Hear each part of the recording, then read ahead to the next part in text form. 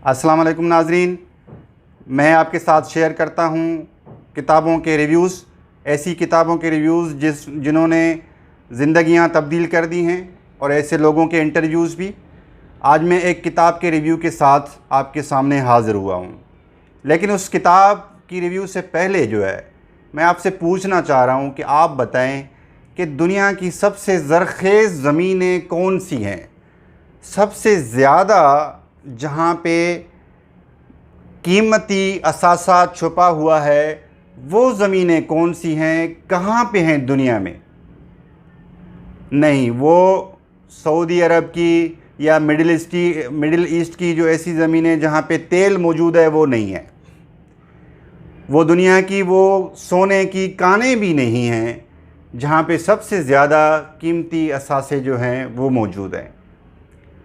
दोस्तों, वो ज़मीनें हैं कब्रिस्तान। आपको समझ में शायद आ गया होगा या नहीं आया होगा। कब्रिस्तान वो ज़मीनें हैं जहाँ सबसे ज़्यादा कीमती असासे मौजूद हैं।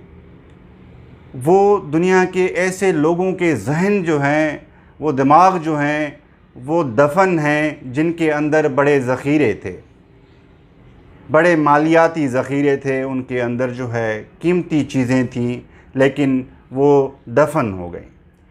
उन्होंने अपने उन ज़ख़ीरों को बाहर आने नहीं दिया या वो बाहर आने से पहले ही फ़ौत हो गए। दोस्तों, ये सारी चीज़ें जो हैं हमने जो डिस्कस की वो एक किताब के अंदर भी डिस्कस की गई हैं। किताब का नाम है डाई एम्प्टी।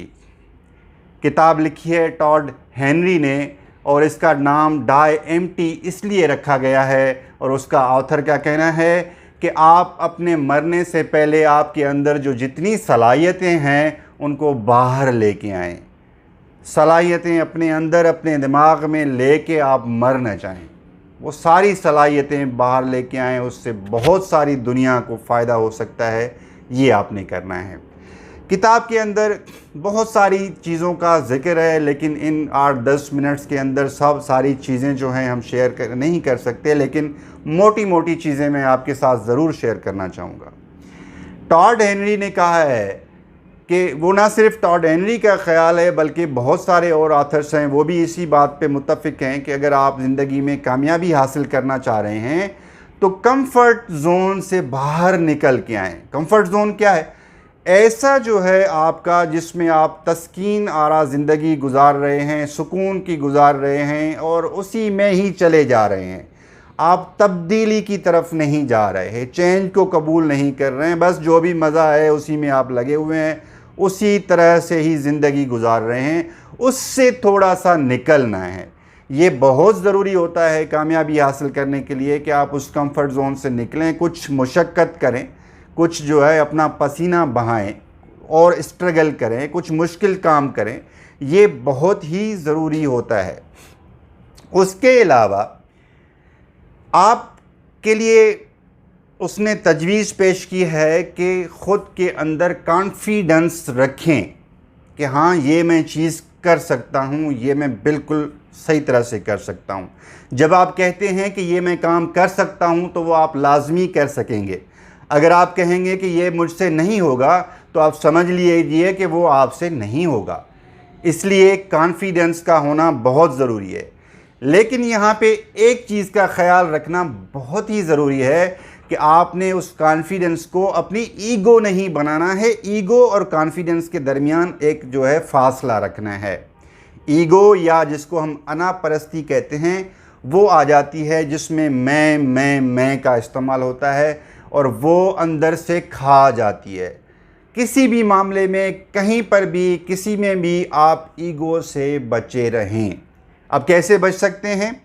ईगो कहाँ पे आती है? ईगो आती है जब आप ख़ुद को किसी के साथ कंपेयर करना शुरू कर जाते हैं, मुआवजा करना शुरू हो जाते हैं कि मैं इस शख्स से इस तरह से बेहतर हूँ, माली हिसाब से बेहतर हूँ, नॉलेज या इल्म के हवाले से बेहतर हूँ, सेहत के हवाले से बेहतर हूँ, किसी भी हवाले से बेहतर हूँ।